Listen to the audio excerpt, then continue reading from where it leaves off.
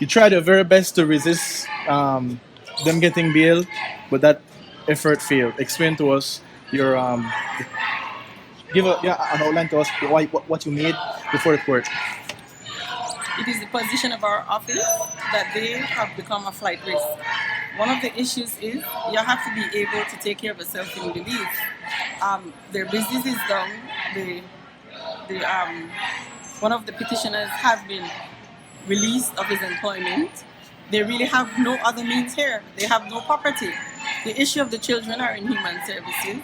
There's matters before other courts that custody is being sought by the adoptive father. It is our view in our office that there's really no reason for them to stay here. This charge will yield them prison time of up to 10 years. But at the end of the day, it is in the discretion of the judge to determine whether or not he would give bail. Are you satisfied with the positions you made, trying to counter the arguments from the defense attorneys? That is their right. They're defending their client, and it is our right to defend what we defend for the state. Bail conditions? The bail conditions is that they must submit their documents to the U.S. Embassy. They're to report to the Queen Street Police Station every Monday, and the usual conditions that bail usually garner. The court can take away your passport. The court can order all immigration points that this person is not to leave this country until they see a court order to that effect. We can get our immigration authorities, our Ministry of Foreign Affairs to notify the United States of America that such a person is not allowed to travel. So in fact, the judge put that in his order. You are not to leave the country. If he's ever found trying to leave the country, that the automatic go to jail or bail will no longer be in existence. So stand the persons who are protesting. We feel for whatever the child may have suffered at the hands of these persons. And if one of the Doehms or both of the Doehms are guilty of the allegation against them, I am the first to see and let them rot in prison. But we cannot go the route of that Clint Eastwood movie, Hang 'Em High, by punishing people when there is only an allegation. This is a very, very serious matter. What is the cause of death? Can it be traced to those people?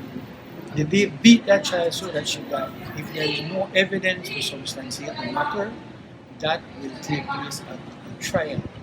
In the meantime, we, all of us, need to hold to the sacred principle that when you are accused and you are not a flight risk and you are not going to interfere with witnesses, then you have a right to your freedom because your freedom is guaranteed in the Constitution of the Belize.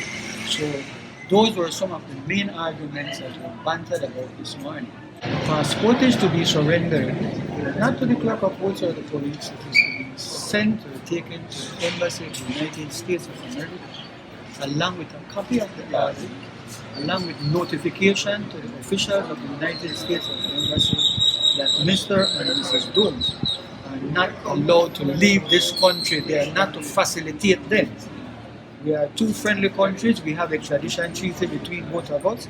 The Americans are not to give any temporary passport or give them their passport to facilitate their leaving. So that is a specific portion of the order that the Embassy of the United States is to hold on to the passport, and those persons cannot leave this country until the case is concluded. And you miss her. Do you miss pigs? Do you miss Faye? Do you miss Faye? Do you miss her? Did you really do Faye this? Did you really do Faye this? Why didn't you care for her better when she was in your hair? Why? This little girl